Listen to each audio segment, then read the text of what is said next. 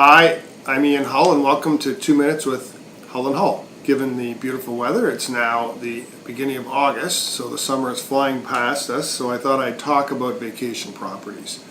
And what I mean by that is, what about vacation properties do we need to know in the context of estate planning? We're enjoying our cottages, those of us who have them this time of the year, and it is the time of the year also to think about what are we going to do about passing them on in an intelligent and an efficient way. So some of the things that I always like to consider with my clients is, let's have some discussions with those who intend to enjoy the inheritance. I want to talk a little bit about capital gains and think about mechanisms to deal with capital gains tax, which is usually the most overwhelming financial burden that faces cottage and recreational property owners. And then I'll want to talk about different options in terms of transfers on death. Finally, during the use of the cottage, if it's going to be a shared cottage, are there agreements that need to be considered, and in what form are those agreements to be considered?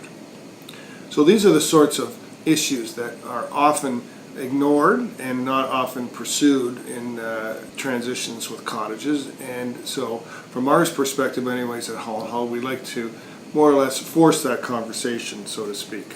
So those headings at least give us some overview of the issues that you want to discuss with our heirs when we're talking about transferring recreational properties.